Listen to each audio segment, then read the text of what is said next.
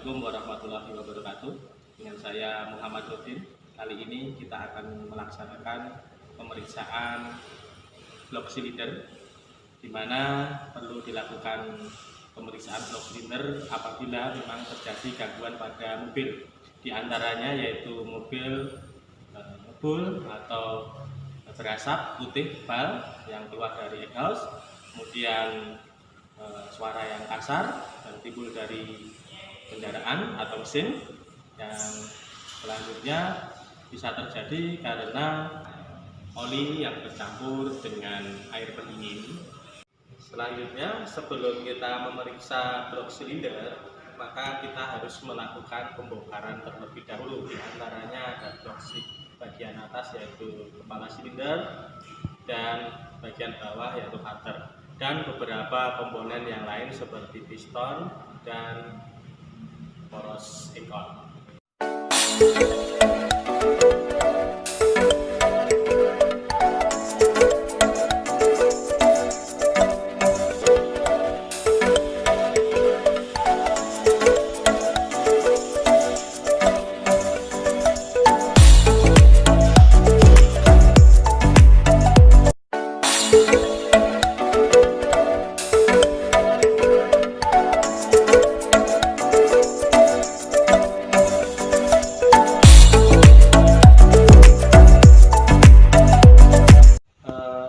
Setelah dibongkar, maka selanjutnya kita akan memeriksa blok silinder.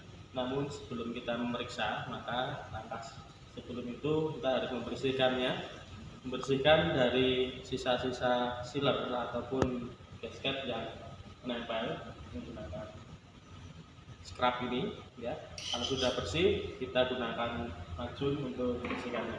Kemudian area yang kita bersihkan terutama pada silinder ini harus aman dari goresan juga. Sebelum agar lebih aman, maka kita harus berikan sedikit pelumas agar terlindung dari goresan pada saat melakukan pengukuran.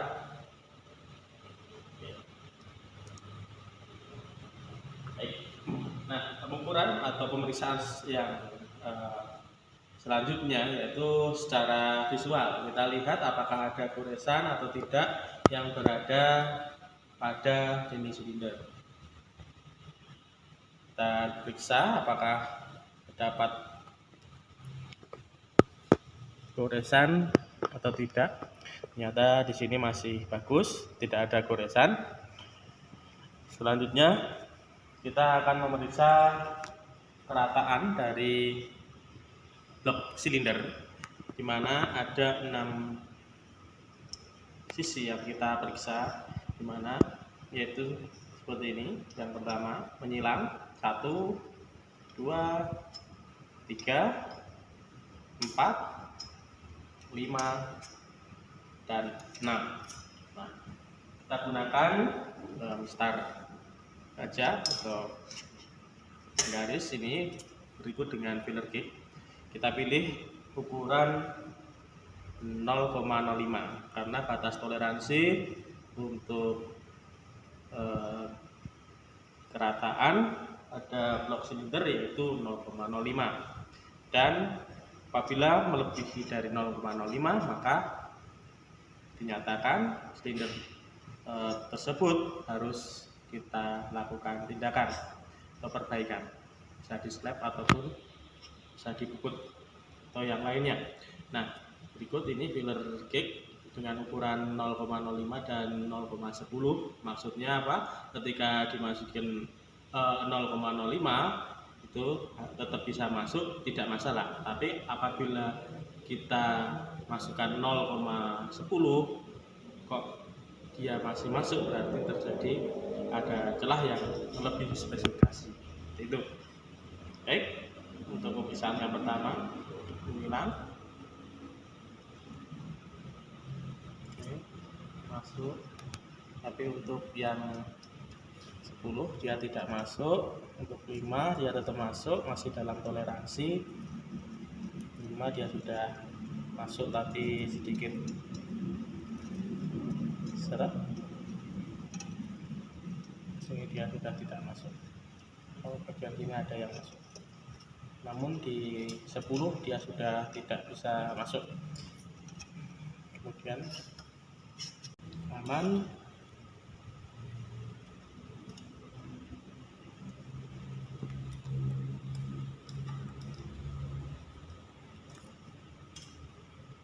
baik. Dalam disimpulkan bahwa tidak ada yang melebihi spesifikasi. Ada beberapa bagian yang berada di maksimal spesifikasi yaitu 0,05, masih dalam batas toleransi, masih bisa digunakan. Untuk langkah selanjutnya kita lakukan pemeriksaan dan pengukuran mengetahui ketirusan atau keovalan dari silindernya. Yang pertama kita gunakan yaitu jangka sorong atau vernier kaliper dengan ketelitian 0,02. Kita ukur untuk bagian atas seperti ini. Kunci menggunakan pengukur diameter bagian dalam. Kita dapatkan ukuran dari jangka sorong yaitu 75,70, sehingga kita gunakan dan memilih replacement root pada silinder bore gauge dengan ukuran 75 mm, namun dengan ring washer ukuran 1 mm, sehingga total ukuran yang kita buat sini yaitu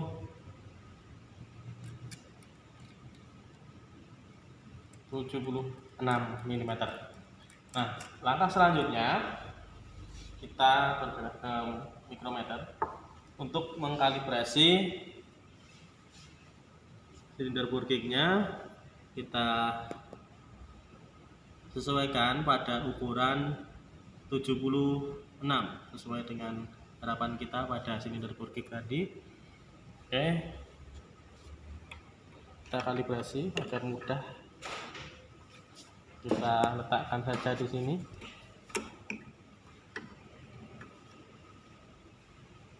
Oke, kita kalibrasi putar sampai angka 0. Oke, udah. Selanjutnya kita bisa lakukan pengukuran pada silinder, yaitu bagian atas, bagian bawah, dan bagian tengah juga. Dan juga beberapa posisi, ada vertikal dan horizontal, X ataupun Y. Nah, untuk mempermudah melakukan pengukuran bagian atas dan bagian bawah, kita gunakan SST yang kita bikin sendiri biar tidak bergeser-geser. Kita gunakan untuk membantu kita dalam melakukan pengukuran. Itulah biar terlihat. Kita lakukan dulu untuk bagian X-nya. Ya, bagian atas. Oke, bisa diperhatikan di sebelah sini. Oke, nah, didapatkan ukuran dari silinder bore gauge 0,02, ya, terbesar 0,02. Kita catat untuk bagian X 0,02, ya, tidak lupa 0,02. Kemudian untuk posisi Y-nya, oke, bagian sini saja.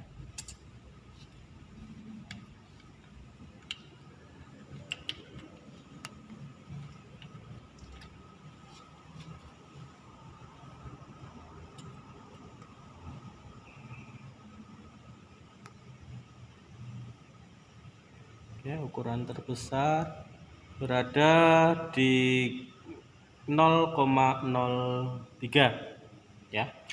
Kita tulis Y 0,03. Untuk yang selanjutnya kita cari ukuran yang bawah.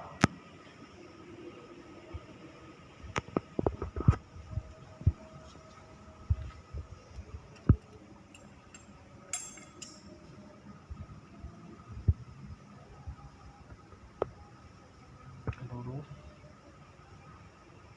0,03, terbesar di 0,03.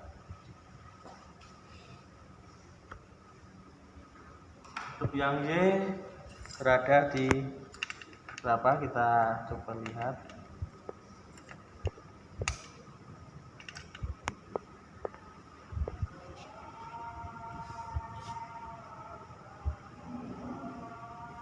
Kita cukup besar.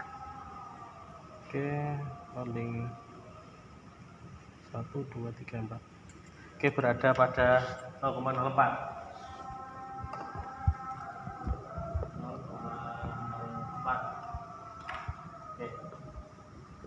Jadi berdasarkan hasil tersebut kita hitung berapa selisih atau berapa keovalan yang terjadi pada masing-masing bagian atas, bagian tengah ataupun bagian bawah.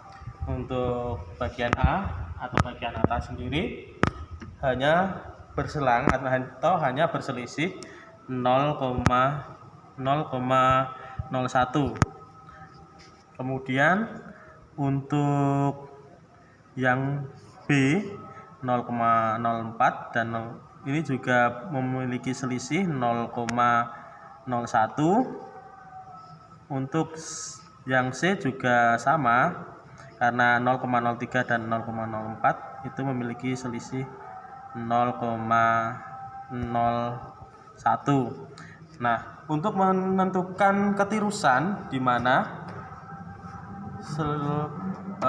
besar diameter bagian atas, yaitu bagian A, dan dibandingkan dengan selisih bagian bawah.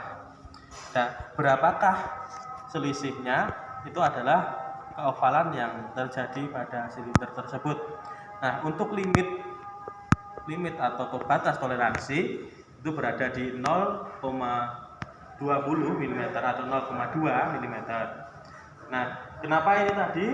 Kalau kita bandingkan dengan buku manual, yaitu sekitar 75 mm sampai dengan 75,3 mm, karena piston yang digunakan sudah di oversize. Nah, di sini tertulis 1,00, berarti bukan 100 ya di sini, atau 1. Nah, ini artinya dia sudah di oversize 1 mili. Jadi, maka pada silinder tersebut kira-kira memiliki ukuran lebih besar, selisih dengan 1 mili. Nah, seperti itu. Oke, kembali lagi ke perhitungan atau penentuan keovalan. Maka untuk itu kita harus mengetahui diameternya terlebih dahulu. Diameter yang sudah dihitung tadi, kalau menggunakan silinder Burgek yaitu 76 mm ya. Ini kemudian kita kurangi dari selisih yang ada yang kita sudah cari pada silinder Burgek tadi, yaitu tapi sudah dipastikan tadi 0,02. Jadi 76 dikurangi 0,02 berarti adalah 75,98 mm. Nah, kita bandingkan dengan hasil diameter yang bagian bagian yang bawah atau yang C tadi adalah berapa? 76 dikurangi 0,03 menjadi 75,97 milimeter. Jadi terpaut selisih antara A dan B atau silinder bagian atas dan bawah tadi hanya terpaut 0,01 mm saja. Nah, berarti kesimpulannya adalah untuk ketinggusan itu tidak terjadi terlalu signifikan, ya. Artinya tidak terjadi ketinggusan yang berarti sehingga tidak perlu dilakukan oversize lagi, ya. Jadi seperti itu. Kalau untuk keovalan tadi, ya, di mana rata-rata keovalan yang terjadi pada masing-masing bagian itu hanya 0,01 mm saja. Jadi untuk kesimpulannya, kondisi silinder ini masih bagus dan tidak perlu dilakukan oversize. Karena pada keovalan juga tidak terlalu terjadi keovalan yang berlebih atau melebihi standar dari spesifikasi. Nah, mungkin itu. Jadi dari kesimpulannya, silinder ini yang kita periksa dia tidak perlu dilakukan oversize atau perbaikan, ya. Mungkin bisa terjadi kerusakan pada komponen lain seperti ring piston yang nantinya akan kita periksa lebih lanjut. Nah, untuk pemeriksaan blok silinder saya rasa cukup seperti itu saja dari awal, yaitu pemeriksaan kerataan, kemudian kondisi silinder, ya, dan kita akan lakukan selanjutnya ke pemeriksaan silinder-silinder yang lain. Nah, untuk sampel satu silinder saja sudah cukup dan pemeriksaan seperti yang dilakukan tadi. Ya, oke, sekian dari saya. Kurang lebihnya mohon maaf. Assalamualaikum warahmatullahi wabarakatuh.